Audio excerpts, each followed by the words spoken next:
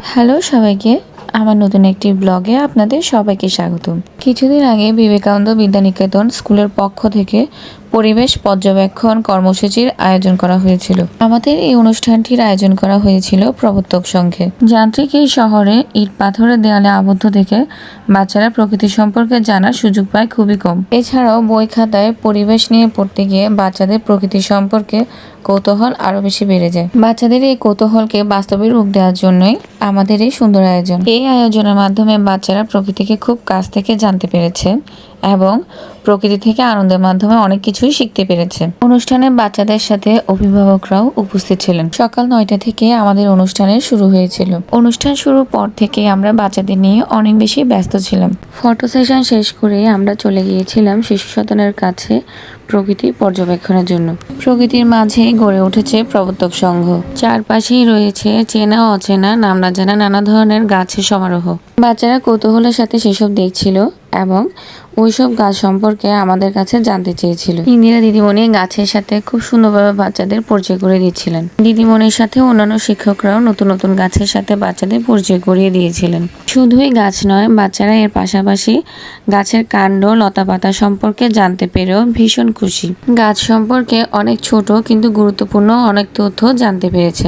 এরপরে আমরা নিয়ে গিয়েছিলাম বাচ্চাদেরকে শিশু সদনের নিচে। সেখানে যেতে যেতেও বাচ্চারা অনেক নতুন নতুন গাছের সাথে পরিচিত হয়েছে। গাছের ফুল পাতা খুব কাছ থেকে স্পর্শ করে নতুন নতুন তথ্য জানতে পেরে বাচ্চারাও অনেক খুশি। সৃষ্টিকর্তার এক অপূর্ব সৃষ্টি হলো এই গাছ। গাছ আমাদের যেমনি ছায়া দিয়ে থাকে তেমনি জলবায়ু নিয়ন্ত্রণও সাহায্য করে থাকে। কিন্তু বর্তমানে জ্বালানি এবং ঘরবাড়ি নির্মাণের জন্য গাছপালা কেটে বন উজাড় করা হচ্ছে।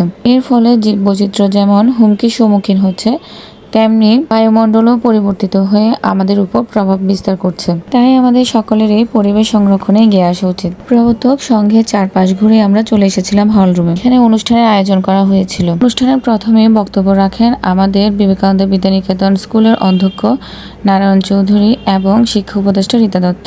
এই অনুষ্ঠানে অন্যান্যদের সাথে উপস্থিত ছিল শিশু সদনের ছোট ছোট ক্ষুদে শিক্ষার্থীরা। বিবেকানন্দ বিদ্যানিকেতনের শিক্ষার্থীরা এই অনুষ্ঠানে নাচ ও গান পরিবেশন করে।